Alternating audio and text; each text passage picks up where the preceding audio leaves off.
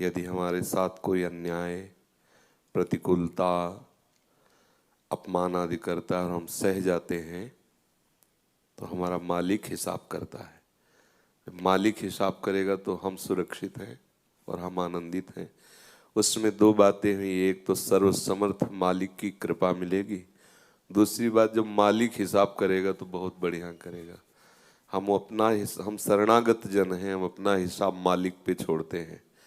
हम जरूर असमर्थ हैं लेकिन मेरा मालिक समर्थ है। वो जब हिसाब करेगा तो एक एक क्षण का हिसाब करता है।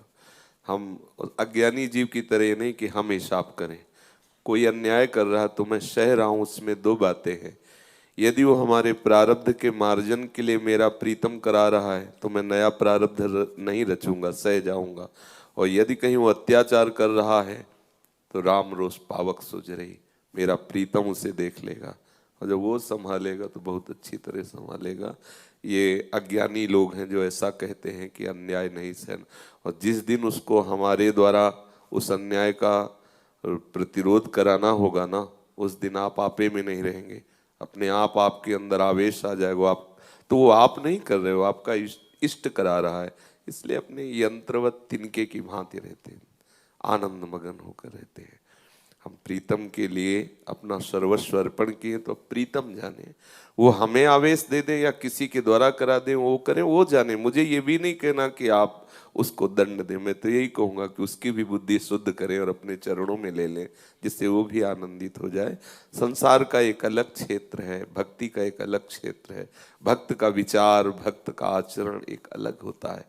तो ये संसारिक, चाहे पुत्र हो चाहे जो भी हो, उनका निर्णय तो संसारिक ही होगा कि सामने वाला बोल के चला कैसे गया, जाने दो।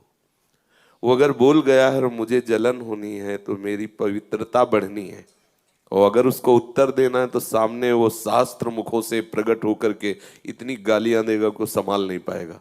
हम चुप हो जाएं, हम मौन हो जाएं, यही हमारे लिए। हम शरणागत जन हैं। हमारे मौन होने का मतलब ये नहीं कि हम कमजोर हैं। हमारे मौन होने का मतलब कि मेरा मालिक क्या उत्तर देता मैं देखता हूँ। मैं देखने वाला होऊंगा, उत्तर मेरा मालिक देगा, फिर बात समझ जाएगी। वो एक संत कहा करते थे कि दुखिया को न सताइए, दुखिया देगा रोए, और जब दुखिया के मुखिया सुने तब तेरी गति का होए। रामचरितमानस में लिखा है कि जो अपराध भक्त कर करई, राम रोष पावक सोजरे। महातपस्वी दुर्वासा के होश उड़ गए। अम्बरीश जी ने एक भी शब्द नहीं कहा, लेकिन परास्त कौन हुआ? दुर्वासा परास्त हो गए। महातपस्वी एक शब्द भी नहीं बोला, एक शब्द भी नहीं अम्बरीश जी ने बोला, और त्रिभुवन में भागना पड़ा उस महातपस्वी को, और कहीं भी ठौर नहीं मिली। अंततो गत्वा अम्बरीश के ही चरण पकड़े। यह है हमारे स्वामी के आश्रय का मौन। मौन हो गए। तो देखो स्वामी ने क्या किया, भेज दिया सुदर्शन चक्र को। एक महातपस्वी की तपस्या मारी घूमती रही, सब जगह भाग के गया, कहीं भी ठौर नहीं मिली। ऐसे ही हम चुप रहे। हम चुप है तो हमारा मालिक बहुत सामर्थ्यवान, वो हिसाब कर देगा। अगर हिसाब नहीं हो रहा तो मेरा हिसाब हुआ है, पक्का समझ लो। कोई सामने से मुझे पीट रहा है और वो पीट के चला गया और मौज मस्ती